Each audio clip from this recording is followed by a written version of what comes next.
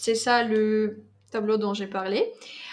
Nous avons tout d'abord l'introduction, après le corps et la conclusion.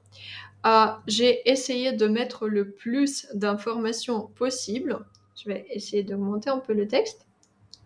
Au zoom, voilà. Notre introduction comprend 4 segments, on va les appeler comme ça. Nous avons information sur le texte, c'est plutôt le texte pour le niveau B2, changement au sein du sujet mentionné ou déduit, je vais expliquer, problématique en forme de question et présentation du plan. Je vous donne aussi des exemples. Dans cette partie, dans l'information sur le texte, on parle de quoi? De la nature, de la source, l'auteur et toute autre information que vous estimez nécessaire et pertinente.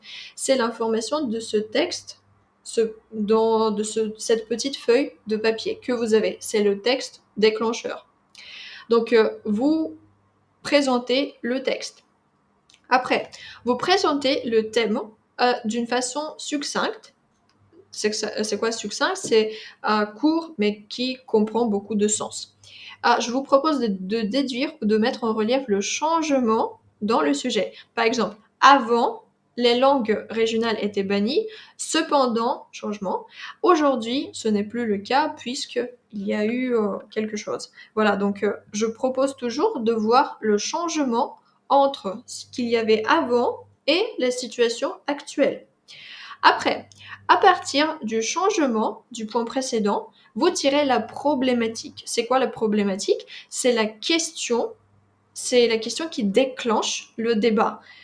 C'est la question après laquelle on a peut-être des opinions différentes. Ainsi, on peut poser la question suivante. Doit-on apprendre les langues régionales à l'école? Donc, c'est une question qui incite des débats. Maintenant, le plus facile, présentation du plan. Vous présentez le plan avec ses structures, et c'est presque sûr qu'il n'y aura aucun problème. Pour répondre à cette question, je vais me concentrer sur 3 ou 4, normalement 3, axes principaux. Premièrement, ou dans un premier temps, je m'intéresserai à quelque chose, par exemple au développement des langues régionales, je ne sais pas quoi. Deuxièmement, ou ensuite, j'envisagerai encore un autre aspect. Et troisièmement, ou enfin, je présenterai encore un autre aspect. Et attention avec la nominalisation. Avec la nominalisation, c'est toujours mieux.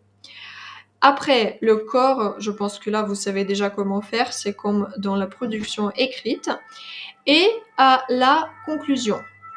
Dans la conclusion, nous avons trois éléments. C'est synthèse ou petit résumé pour conclure, comme d'habitude. C'est juste le petit résumé de ce que vous avez dit. Après, vous avez, si vous voulez, invitation à débattre. Ça s'appelle piste de réflexion. Ça veut dire quoi? Bien sûr, il y a des aspects à mentionner comme un autre aspect, mais j'ai décidé de me concentrer sur l'essentiel, ce qui est, donc vous dites ce que vous avez mentionné pendant votre exposé, oui. Et à la fin, vous remerciez les examinateurs de vous avoir écouté. Je vous remercie de m'avoir écouté. Voilà. Et là, vous avez déjà toute l'information nécessaire. Franchement, il faut juste respecter ce tableau et faire aussi le même tableau à l'examen et le remplir.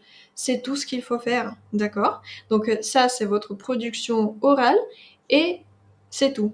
Donc c'est les mêmes principes que dans la production écrite et j'espère que ça a été clair. Merci de votre attention.